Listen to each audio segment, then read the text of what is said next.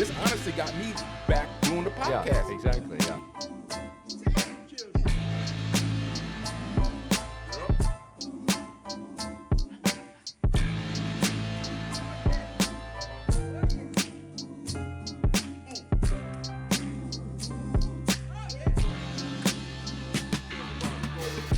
Welcome to the Faith and Culture Podcast. I'm your host, Chase Anderson, and introducing my partner. I'll let him introduce himself, and we have a special guest today. Go ahead. My name is Drew Thornton. I'm from Eclectic, Alabama. I attend the University of Troy. I'm also global marketing. That's my major. Okay, that's what's up. And who's our special guest? My name is Gabe Kelley. I'm from Millbrook, Alabama, and I also attend Troy University, and I'm also a business marketing major. Okay, that's what's up. So, as you know, there's been some changes to the podcast. I'm now working with, like I said, my partner, Drew. We decided to, revitalize the podcast, bringing different perspectives and voices to the podcast. So we'll be bringing y'all every week. We'll just be bringing new content, great subject matter, things that not only affect us, but the people around us. And with that being said, I want to get into what is still fresh on a lot of people's mind, the passing of Charlie Kirk. They just had his funeral yesterday. Oh, yeah. And I don't know if y'all saw it, but his wife gave an amazing, powerful, moving speech. I'm talking about, man, that's the type of woman that you want to marry, that understands your assignment. Oh, yeah. Your God-given assignment. It's like she was on it. Like, she knew exactly what needed to be done, where to stand, how to support, how to defend him.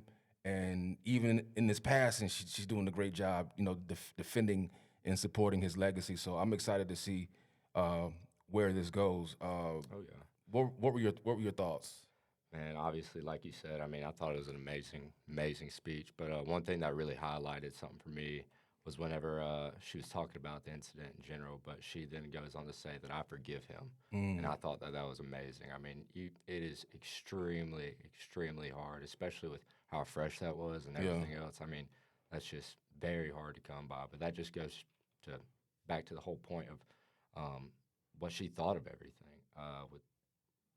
As far as just Christianity and everything that she believes in, it is very, very hard for humans just to forgive something like that. Yeah. So, but I was very, very impressed, and I think she's a very, very strong woman. So Absolutely. yeah. What do you think about it, Gabe? I agree with you saying like she fully supports like what he believed and what he strived for, and I would say she seems like she's just as strong in faith as he is as well. Oh yeah. With her being able to forgive the man that just killed her husband, and very passionate lady. Yeah. Very well spoken for a tragedy that happened so soon, and she's able to get up and be able to speak like that. It shows a lot of passion. And one thing I'll definitely say is for sure, I mean, no matter your political views or your views on anything, you definitely shouldn't be killed for it. I mean, that's just insane to me. But it's just right now in the world that we have. I mean, it's horrible. I mean, you see the news every day with the wars, battles, all this, and politics and everything. It's just such a negative light in the world, and there definitely needs to be some positive. And I think that's what we're kind of trying to get into, especially with what we got with the speeches and everything. But man, it really hurts. Really hurts my soul knowing that there are people out there that really will take a life over just your political opinion. Yeah. What I think she did that was so powerful was she used the opportunity and the platform to say that she forgave the man that took her husband's life, and to say that in front of millions that are watching, that prompts us to have a forgiving heart to people 100%. who've done lesser. You know what I'm saying? Like she showed what it is to have the character of a true God-fearing Christian, to believe to forgive those who have trespassed against you, to forgive those who have violated you and took something so precious. Oh, yeah. And I was on Facebook going back and forth with a friend on Facebook, just a Facebook friend, and she said something along the lines where like, you know, for the kids that were being expelled, the kids, I don't know if you saw Yeah. the kids being expelled for mocking Charlie's death, right? Wasn't that at Texas State? Yeah, Texas State. It was another one too. Another school in Texas actually too. But she got on there and she basically said, I'm paraphrasing, that she was glad that she went, you know, and got her degree elsewhere, which I supported her for that. Oh, yeah. But she said basically implying that if that had happened at a HBCU school, that the kids wouldn't be expelled. Wouldn't get expelled. Well, And know you about see her? what I'm saying? Yeah. And so I was asking her, I said, well, what makes you say that? And then she said, along the lines where she was like, I said, listen, I forgave the person that murdered my brother. Yeah. Right? It was a black man that murdered my brother, and I forgave him. And she said something along the lines where she was saying that somebody had done her wrong, her family members wrong too. And I kept asking her, did you forgive him? No. Yeah. And her response would be like, that's between him and God. I said, okay, yeah, I understand that. But did you Yeah, forgive but- him, yes or no? Yeah. And I could not get a solid answer out of her. And it hurts that people are willing to hold on to that, To those grudges. to those grudges. Yeah. And my thing is this: hell is real, Oh, yeah. and 100%. nobody is worth having that. Nobody is worth me not forgiving to the point where I will end up in hell for not forgiving that purpose. Like there's nobody, there's no hatred, there's no violation, there's no wrongdoing There's nothing in this world great that could enough be- to not be forgiven. Oh, yeah. And that's the concept I think people miss on a daily basis, but it is scary, it is dangerous. Oh, yeah. That you do not forgive. So I think her using that opportunity to show the world the capacity that she has, that she possesses to forgive someone, especially when all eyes witness what happened. Yeah, no, I mean, you're exactly right. There is not a single thing in this world that, I would hold a grudge on to like that. For me to, end up going to hell over or anything like that, it's just, like you said, I mean, she said that on a big time stand. And that really sets like a standard. Yeah. It really does. And especially with something like that huge, really puts it in perspective, like how big she is in her faith and where we need to be as well. Exactly. And just the whole situation in general, Yeah. it just really is still just crazy to me. But yeah, no, 100% props to her because, I mean, I know a lot of people can't do that, and we've got to get to that point. Yeah. We've got to be able to get to that point, no matter how hard it is or, whether or not it's towards us or towards one of our family members, anything like that. We've got to be able to get to that level and, No doubt. really get out there, yeah. No doubt. But, yeah. Yeah, I agree. I also feel like forgiving is somebody. It's sometimes a more difficult thing depending on circumstances. Sometimes harder to get over, but I do believe that we should always forgive for whatever reason it is. Sometimes it takes time. Sometimes it doesn't. Yeah. Really. And for something that big to happen in her life, like she knows she has to raise 2 kids that watch that at a very young age happen. Yeah. Also, this may be, I may be completely off track, but I saw which mind you, the network I saw it on, I didn't really think it'd be too true, but something about maybe her possibly having a 3rd baby. I don't know. Like I her heard a being little pregnant. something about She's that. pregnant? Yeah. I heard something about that. Her being pregnant again. So I'm Oh, not wow. sure. I don't know if that's for sure. Yeah, I have no idea. I saw it and just thought about it. But yeah, and then on top of that, like those kids have to live with that as well. Yeah. I mean, because they were at that rally. Yeah. You know, they were there and they saw that. Yeah, you know, given they are really young, so they may not be able to remember that Mhm. later on. But I mean, there's also videos Yeah. of it everywhere, and not only does she have to see it, but those kids have to see it as well. Yeah. You know, one day they're going to just be scrolling on their TikTok, and just because their last name is Kirk, TikTok, Instagram, whatever, it relays those certain things to them. So they're going to eventually see that later on, Yeah. and they're going to have to live with it, and they're also going to have to learn to be able to forgive like their mom. But with her as their mother, I think they'll be definitely 100% fine, and they'll be able to follow in her footsteps. But that's just it's just crazy to me. It really is. One thing I wanted to share during this time, like I've seen bits and clips of Charlie over I'll say the past year or two. I wasn't a big follower, didn't know much about him Yeah. up until like the last year, and some of the stuff I can see where Where they're kind of getting mad. where they can getting upset. But if you really uh, start pulling back the layers, you can kind of understand where he's coming from. Like some things, like he'll catch you off guard. But if you have to hear or listen or read the whole context before making a judgment based off what he was saying, now, some things, yes, he could have said a little bit in a different way, and I get that. But what is the foundation of his message?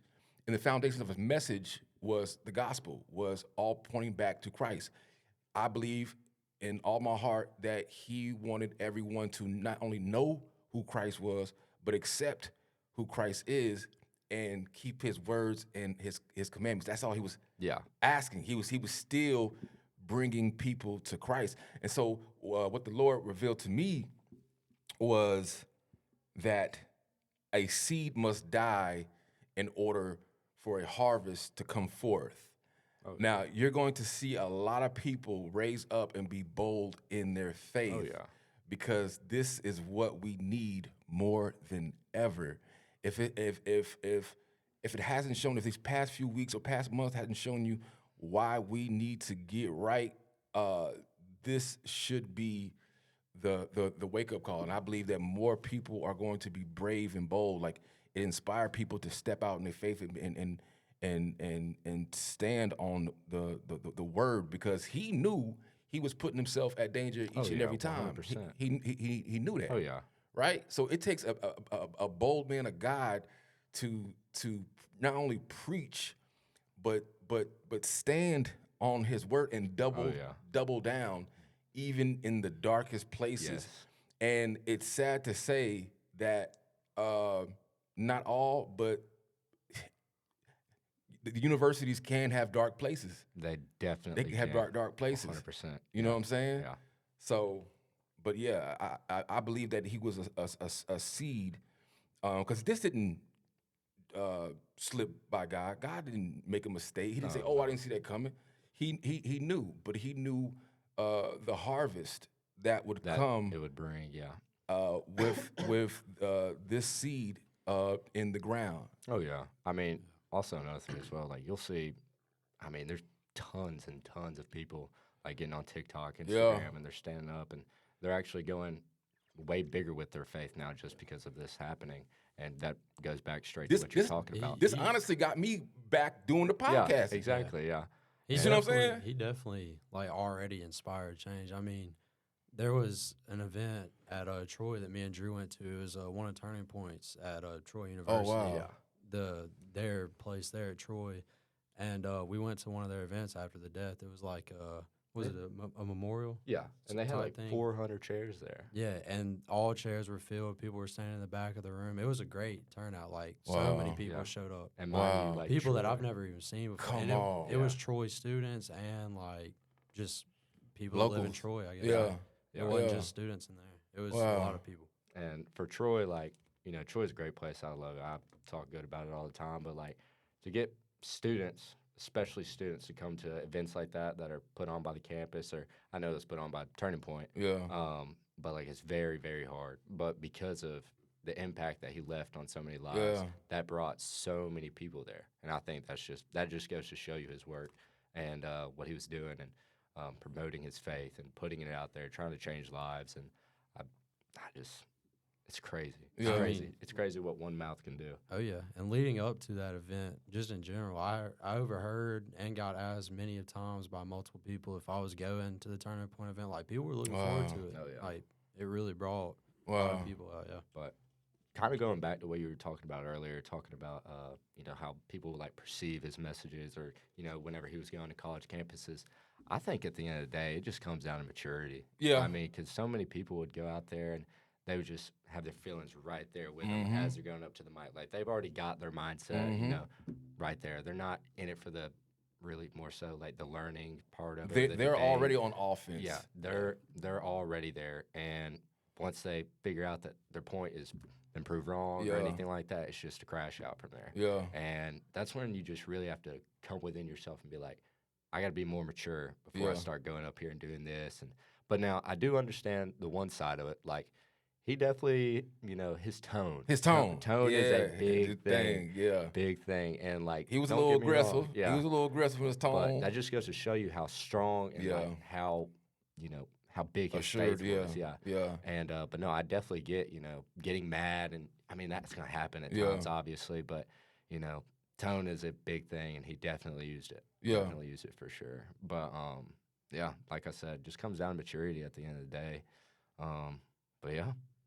So, for those who don't know, Drew, I met you when I started speaking Yeah. at colleges and universities, and let me give a backstory real quick. I was called to the ministry and commissioned to the ministry in 2017. In 2019, the Lord gave me a prophetic dream because from 2006 to 2016, I was a college party promoter. I would go around to different universities. Paper chase.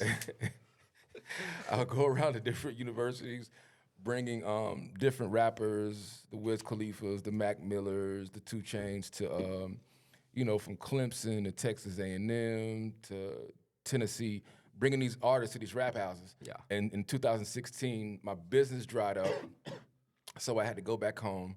And in 2017, I had an encounter, a real encounter. I was in an active sin by myself, and I had a real encounter with Christ, Yes. where he literally grabbed me and said, I have 2 options. I can remain like this if I want to. I can stay like this if I want to, but I got something for you. I jumped in the shower, and the next thing he knows, he says, Scared. Bro, Scared. what? Yeah. I'm talking about, I like, the same way, yeah. I was by myself. I was by myself, which I thought I was by myself. Yeah. Next thing you know, I'm in an act of sin on my phone, and he grabs me by the back of the head and says, you can stay like this if you want to, but I got something for you. And the first thing I wanted to do was get clean. Yeah. The first thing I wanted to do was just cleanse myself. So I jumped in the shower, and like audibly over my right ear, he said, bring me my people. At the time, I did not know that was in the book of Exodus. Come now, therefore, that I may send you before Pharaoh, that you may bring my people, the children of Israel, out of Egypt. Yeah. So I said, at the time, I was dealing with anxiety, and I said, I'm going to go to church and try to get healed of anxiety. Yeah. So I went to church, but I said, I'm going to sit in the back because I know this preacher, it was like he was just calling out my sins like a couple of weeks prior to that. So I know he could just see things. Yeah. So I was just sit in the back and try to get a word and get healed. And then he stops preaching. He says, is there a chase in here? A chase? It's like, shook. I was shook. I'm like, oh my God, he's gonna call me to the front and he's gonna call on my sin. And eventually I went up there to him. He didn't remember me. He's known me since I was a child, but he didn't remember me. Yeah. I hadn't seen him since I was a youngin'. And then he said, there's a prophet in you, one who speaks the truth. You're called to speak to gifted people of renown and so forth. And like the thing you were doing wasn't your calling. And I realized me trying to put on these events as an entertainer, as an agent, that wasn't my calling. My true calling was in the ministry. So fast forward, 2019, he gives me this dream, prophetic dream, and I'm standing outside this fraternity house, and I could see everything going on inside, like X-ray vision, right? I saw the alcohol abuse, I saw the assaults against women, and then I saw this kid hang himself in the fraternity house. Yeah. So this kid comes down the hill. Next thing you know, he's up in my face and he says, "Are you coming in?" 2020, the Lord wanted me to go back up to Auburn. Mind you, I had moved back to Enterprise. He wanted me to go back up to Auburn and knock on every door. Well, the one door, SAE, I did not knock on that door because I know I used to party there. Yeah. And although I was years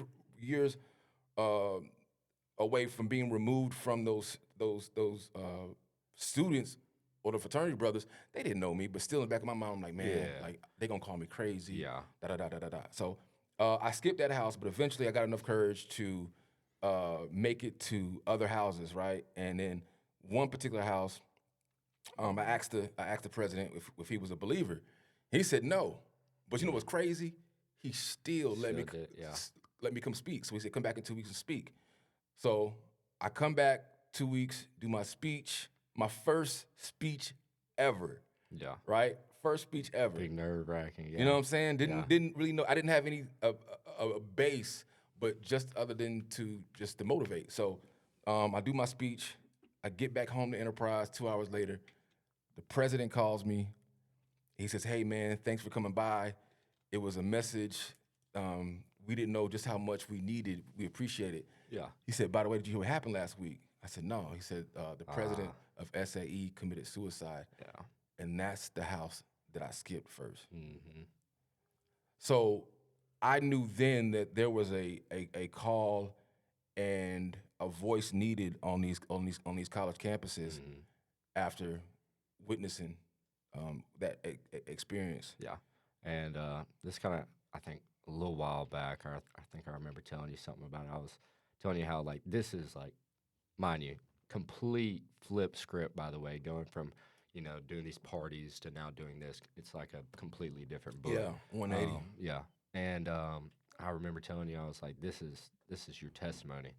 And that is, like, the whole entire message of what we got going on with the speeches and everything. And just kind of shows you that is your motivation to keep going and talking to schools, colleges, anything like that. That is your main thing that is keeping you going. But yeah, no, Yeah, I mean, yeah, bro, that's real. Like, I don't know what I would do. You could pay me $1 million to try to stop, $20 million to stop it. I'd rather continue going because I don't know what life is like without speaking. Like, Yeah. I would feel so off not walking in my true calling and Yes. purpose. You know what I'm saying? Exactly, yeah. I'd feel so like, out of place. Out of place. I told my mom I don't want to hit the lottery because that would give me an opportunity to not work, right? Yes, yeah. So no amount of dollar is worth me not doing what God is in called me. you It's to like do. fire up in my bones. You see what I'm saying? Yeah. Like, I have to speak. I don't know what I would do if I didn't speak. Because at the end of the day, you get to the end of your life and you don't fulfill what you were called to do on this earth. Yeah. You got to feel some type of way. I would be so afraid to stand before God, Yep. knowing that I didn't do I didn't do what he sent me out to do. sent me out to do. Yeah. It's like hiding the talents. Mm-hmm. You see what I'm saying? So like, I have to, whether getting paid, not like the Bible says, those who preach the gospel to live off the gospel. Yes, but yes, I mean, you want to be taken care of because like this is a work. Mm-hmm. This is a real a real grind, man. So, but yeah. Yeah. No, it definitely is. I mean, we haven't been together to too many speeches. We've been to a couple, but, just being at those speeches and everything and just seeing the faces of everybody. And especially, like, I remember we went to that one church and that one person came up and like just told you Yeah. everything that was going on, and that really put into perspective for me just how much like this is needed in the world. Yeah. You know, it's just so crazy to me, man, how like this whole thing just flipped 180, and then now it's this is the mission. This is Yeah. the mission of what we're trying to do for Chase Good Dreams, and just really not just for Chase Good Dreams, but just for God. Yeah. That's the biggest thing at the end of the day. Fulfilling what He's got Yeah. for you, and then you know I'm trying to do the same thing as well. I mean, I feel like it's been kind of called for me to help out people as well, Mhm. and I've been super excited about it. Every speech we go to, it's kind of leads me to make me feel like I'm doing His work, doing what He wants me to do, and it's just made me very, very happy, and just knowing that we're helping people out. Yeah. Yeah. What I wanted to ask you this, right? And I don't mean to shake things up, but like I've heard this before when people say, "How can you be in a fraternity and still serve God to be a Christian too?" Yes. Okay. Because see, I don't know that everything, the ins and outs. Yeah. You know, I know a couple of aspects of Greek life, Yeah. but I've heard things where like there's a I don't know, not a quote, but there's a ritual or chanting or something that you say, but I remember the man saying that goes against biblical principles. Yeah. You understand what I'm saying? Yeah. So to kind of give a little bit of backstory, so me and Gabe, we're actually both Simachais here at Troy University, a part of that 805 chapter. And yeah, no, it is very extremely hard to live, you know, to try and live a, godly life, just trying to follow those values and standards and everything. And then on top of that, you've got the fraternity aspect. And obviously, also, I will put this out there as well. Fraternity stuff is not just partying. Yeah. Yeah. There's There's a lot that goes. yeah, into it. there is a lot. There is a ton. Talk I about wish, it. yeah, I wish it was just as easy as what people make it seem to be, but it's not at all. But to be honest with you, I wouldn't have it any other way. Yeah. I mean, me and Gabe, we live probably like an hour and a half to 2 hours away, and this is like our family away from family. Yeah. Like this is an actual brotherhood where we've got people all around the country coming to this university, and we're building those bonds with them, and we're building that true, actual friendship with them. And you can't find that really anywhere. I mean, obviously, in another Greek organization, you do the same thing. That's the whole entire point of it. Yeah. But there's so much more, and each fraternity has their standards, their values, their morals, and it just kind of goes with, is that how you want to live your life? Now, mind you, I say majority, every fraternity has their morals and standards and whatnot, and they're all positive. They're all pretty positive things. I don't know a single fraternity that's like just absolutely negative or anything like Yeah. that. But as far as living a godly life, or just living in the way He wants us to live, and then being in this atmosphere, yes, it's extremely hard. But that's honestly kind of where we get challenged. And I think every person in their life has to be challenged in some kind of way. Well, so let me ask you this: what do you think, or what are your thoughts on? So the young man that took his life back in 2020, at SAE. Why, as a president? I mean, he did great in high school. He was on the dean's list. Like I said, he was the president of his fraternity. Why do you think someone in a great position like that would take his life? Stress. I mean, obviously that's not just the only factor there. I mean, obviously, I don't know what he was going through in his head, but for me personally, I wouldn't say I've done a whole lot in the fraternity, but I was the Rush chair, and now I currently serve as Brotherhood chair, and now I'm the IFC president for Troy University. And it's a lot. It is a lot. You're trying to keep up your fraternity stuff, your schoolwork. You're just trying to make sure you're doing everyone good at the end of the day. And you will lose yourself very, very quickly. I definitely did. I lost myself very, very fast last year. But that's whenever I had my fraternity to lean on. My fraternity really, kind of helped me. They helped me come back to the person that I want to be, that I need to be. And but I mean, as far as like what could cause you to do that, I mean, if you don't have the right people there beside you, doing anything alone in life is already Oh yeah. already hard, Oh yeah. already hard. And you know, maybe just I'm not saying this is his case, but in general, if you just don't have people right there beside you, it can be extremely hard, and you will go down to a very dark place. And if you don't have that guide or someone there for you, or you know, maybe not be as big in your faith or anything like that, you will very easily want to. What's crazy is he had like, I believe there's like a couple hundred brothers in that chapter. Yeah, And you being the president, you would Yeah. think that you would have, yeah, you know what I'm saying, Yeah. a friend or a close brother or somebody that's going to want to be under you Yeah. because of you being the leader, you Yeah. being the president. Now, I will say another thing as well, like with big fraternities. Obviously, I'm not saying that all big fraternities are not close, whatever. That's definitely not the case. But Yeah. in some cases, fraternities can get so big to where it's like, I don't even know who this dude over here to the side of me is. Yeah. Just Yeah, because, yeah. there's so many guys. Yeah. There's so much stuff you got to do. There's this, and that. And Just like you'll finally learn people, and then next fall, next spring, new people. New people, yeah. It's rotating. a constant thing. And but yeah, and also another thing as well, like being a president here and at a fraternity here at Troy is completely different from being like a Yeah. president at Alabama or Auburn, Clemson. I mean, it's any- different. It's different It's at every different. school. Yeah. It's different everywhere for sure, and also different for every different organizations. But I mean, that's a lot of guys to Yeah. keep up with. Yeah. No, don't get me wrong. It's the most rewarding thing at the end of the year, end of your term. You see all the progression you've done for the fraternity and numbers, your philanthropy, community service. And just overall seeing the positive stuff going on in your fraternity at the end of the year is just very, very rewarding. But yeah, no, it is extremely stressful. Yeah. Extremely.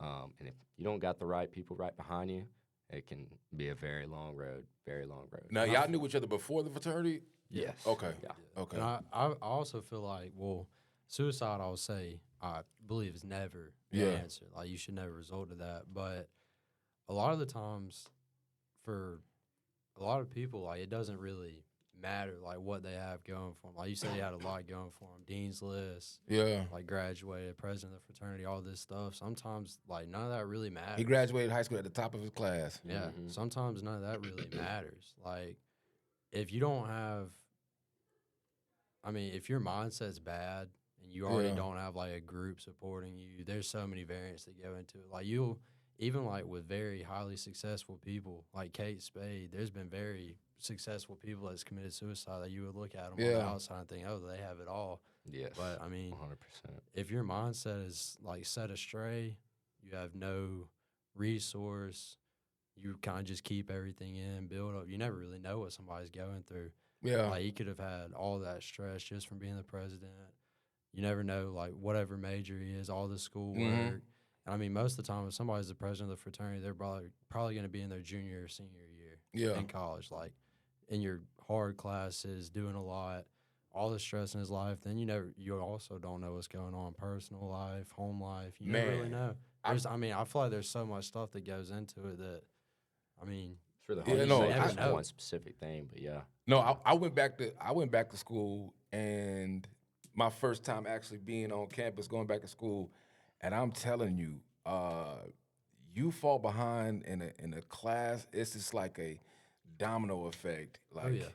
this class needs attendance, this course needs attendance, and I'm like, bro, I was already stressed out with Yeah. just And it's life. crazy. Yeah, it's miss What- 5 classes, you fail. It's Yeah. crazy stuff like You that. see what I'm saying? Pay all that money. Paying all that too. money. Yep. I was stressed out. Yep. Yep. And then mind you, like I had to move back to Auburn, like at the drop of a dime, and then trying to find housing. At the same time, I was on my boy's couch, Yeah.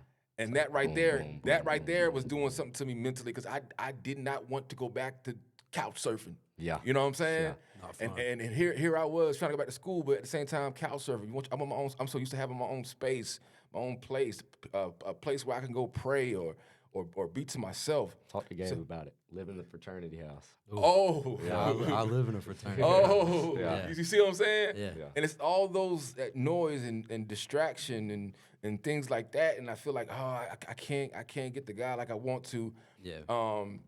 And then trying to balance and maintain Yeah. a school and the speaking. So like it, but I'm glad he saw me through. Like 'cause Yeah. the Lord was really on me about going back to school, and I'm like, ugh. Very- But here I am, just 2 more semesters from graduating. So. Oh, yeah. I mean, You school's gotta, Great. gotta, That's great, by the way. but you just gotta lock in, and that's why I College, said it's so important that we take care of our mental health, because without it, man, you know, So much. I couldn't imagine, bro, not being in my right mind. Yeah. You see what I'm saying? Yeah. And that's why I'm just I'm an advocate. I'm big on mental health, because I mean it's the greatest asset. Besides having a relationship with Christ. Right. So Yeah. Nah, college, a lot of distractions and stuff. And going back to what you said about, like, how do you, when you were saying, how can you be in a fraternity and still have, like, faith and be a Christian and everything like that? I mean, I would say, like, yeah. like what are you pledging to? Like that's what it was. The word was pledging to. Like what are you pledging to? You know what I'm saying? I know that I would say for like the pledgeship, you're pledging to like the morals, standards, everything of the fraternity that you should like That you should set uphold. yourself up to. Not necessarily. Like I heard- I mean, you live by and strive for. Uh-huh. Like strive for. Seek out to live a life of like whatever good characters or morals, principles you hold yourself to. Like, just set your ambitions like high. It's stuff like that you go through pledge. 'Cause And I heard feel like a YouTuber. Yeah. Not to cut you off, I heard a YouTuber say that it was demonic. Like it No. was Nah, I Nah. demonic say demonic. pledging. Nah, I wouldn't say Because demonic. you have to pray to a Greek god. I'm no. When we Okay. pray, we pray to God. Pray to Like, God. Yeah. You pray to Yahweh. God. Yeah. Yeah. Okay. Our, And I mean, we have Bible studies and stuff. Like we have a chaplain in our fraternity. Like Okay. we have Bible studies, stuff like that. So I'm just saying out what Chris I heard. yeah, shout out Chris Fields. That's our chapel. That's your Yeah, chaplain. dude. Yeah, Okay. chaplain Okay. right now. He's Chris a great Fields. dude. Yeah, That's what's great up. dude. Very, very God driven dude. And he helps a lot. Like he'll weekly Bible studies, stuff like that. He'll get with us. Loves to talk about faith. Very good dude, and he loves pushing people towards it. I mean, there's always dudes like that around, like alumni Brooks Bueller. Yeah. Brooks, great dude. He was the same way as Chris, very strong in his faith. And you'll have a lot of guys like that. And I feel like with myself in the fraternity, I think a lot of other people would agree. Like the dudes like that, we kind of like look at them and think like, you know, I would kind of like to get where they are in my faith and strive to be stronger in my faith. Like you see them, you see it living through them. Like you see how they carry themselves day to day, like how they're doing. You're like, well, I mean, why can't I be like that? Yeah. You know? 100%. And it kind of helps you strive to it.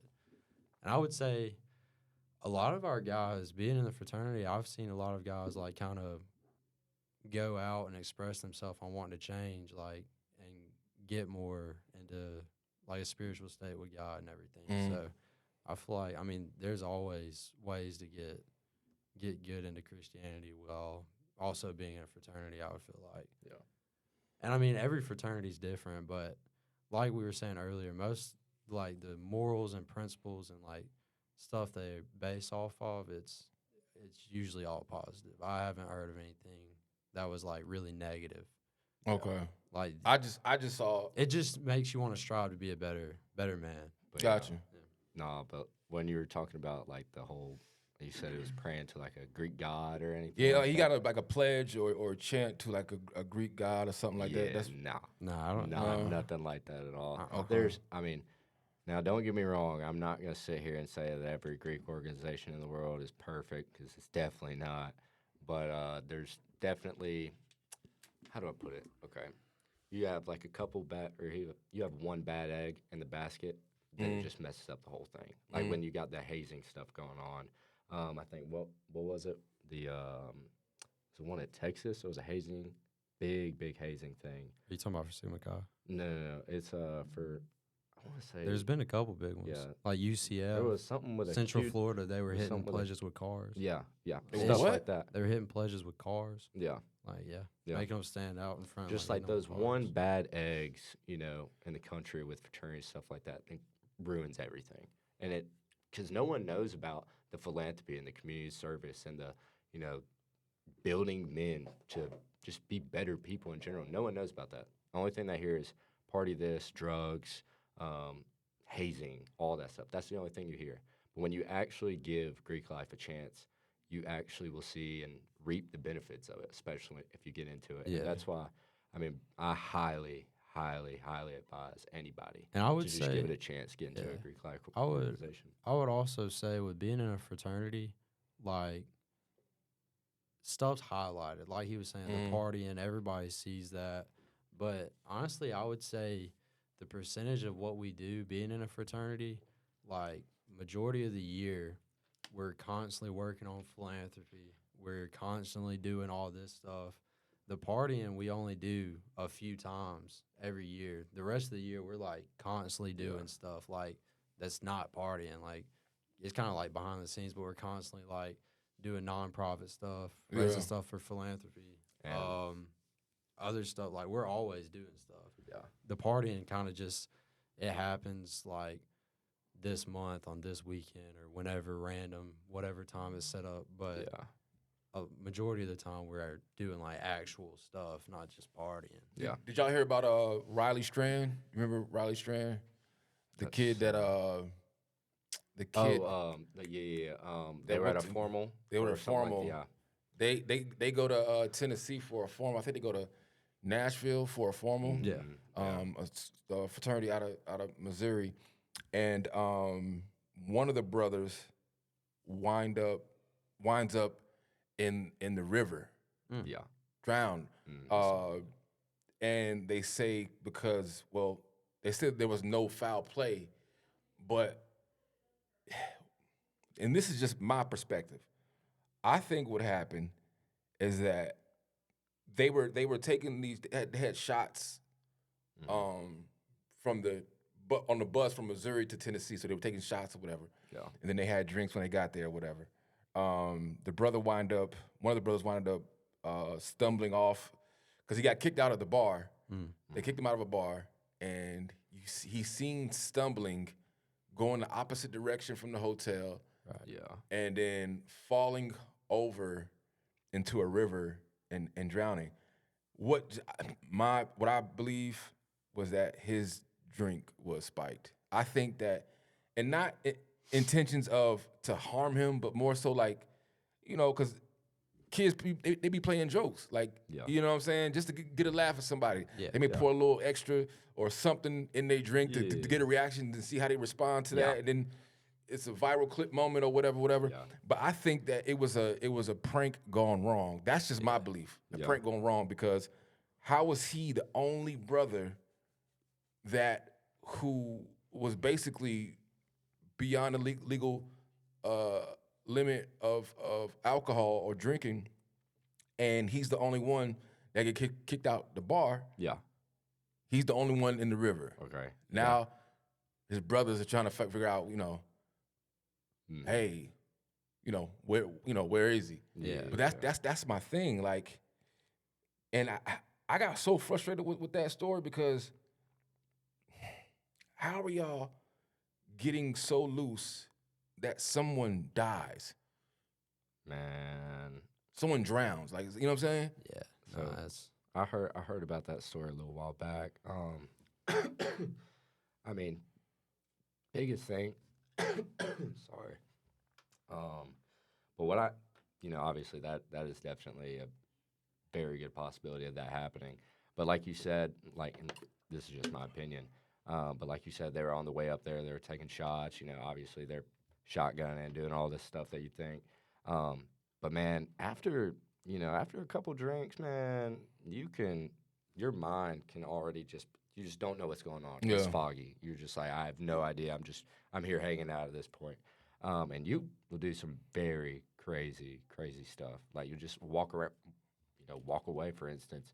You know, luckily for us, like what we do as a chapter, whenever we go out and do like formal, like we did NOLA last year, and we just set up a really big group chat. And also, we had a couple of, obviously, not all the brothers got it. I think we had probably like 85% of them.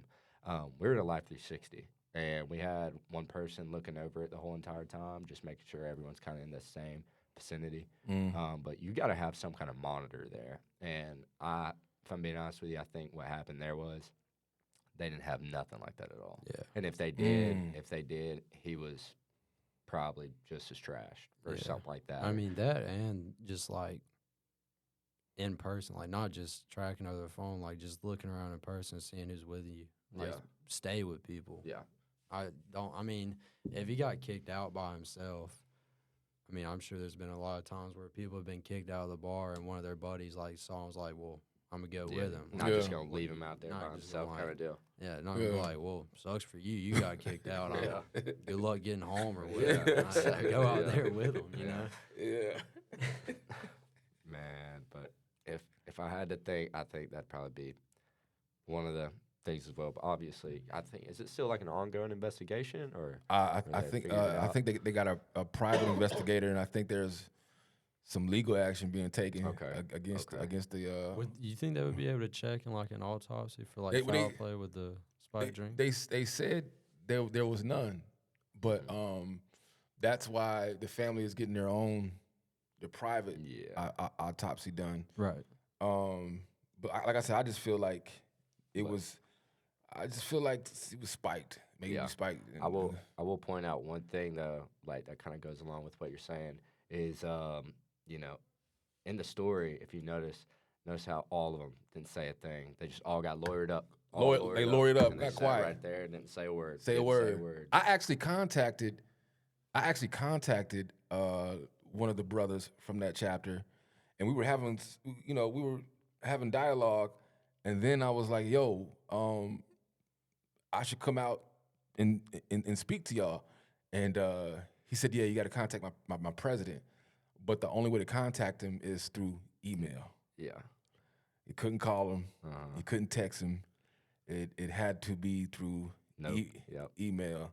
And at the time, he wasn't taking any requests for anything at all. Yeah. So that I kind of felt like, all right, I get what this is about. Whenever a Greek organization, it don't matter fraternity, sorority, MPHC, anything like that at all. I mean, dude, when something bad like that happens, you'll see everybody just. Everyone's gonna be real quiet. They're not gonna say a word. They're just gonna be tight-lipped. Yeah. Because one wrong move, charter off the wall. Done. Wow. And you probably won't come back on for probably 5 to 10 years. Obviously, you're gone, but everything that you built up to that chapter and everything you've done for it just stripped off the wall just because of one mistake. And the reason why it's like that is because the stigma and the views of Greek life in general. I mean, if there was a more positive like view on it, I don't think it would be as bad, like very easy to take down. But I mean, it's always going to be that way. It's always going to have that negative light. But that's why I really wish there was a way that we could push out there, the positive light of a fraternity. But everyone at the end of the day just sees it. Go ahead and start marking your calendars and get the book and Chase Good Dreams. Go to chasegooddreams.com or email info@chasegooddreams.com. We would love to come speak with y'all, work with y'all, whatever we could do to help, however we can just impact, man.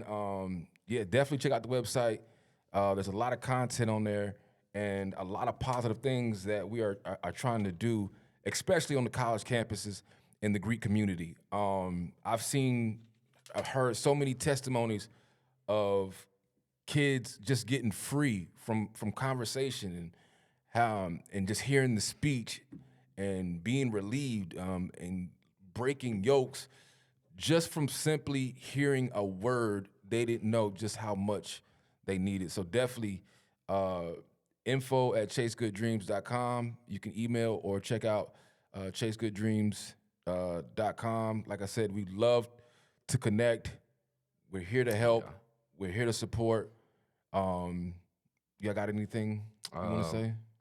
also one of the things, just not only just the colleges. I mean, we can go churches, high schools, middle schools, anything at all. I mean, what we've been to one church and we've been to middle schools, obviously high High schools. schools, yeah. Even spoke with the Troy men's basketball team as well. So Shout out to Coach Cross. Coach Cross, yes sir. And Austin. Shout out to My boy Austin, yeah. That's the plug. Yeah. Austin is the plug. Good He dude. made it happen. Yeah. But yeah, no, anything at all, no matter the organization, club, doesn't matter. We'll 100% be there. But yeah. Anything you want to say, Gabe? I mean, kind of just like covering everything.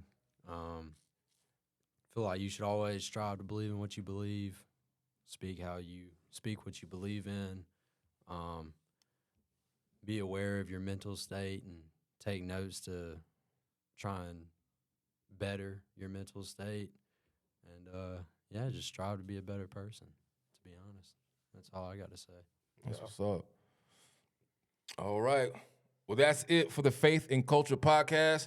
We will see y'all next week. Stay blessed.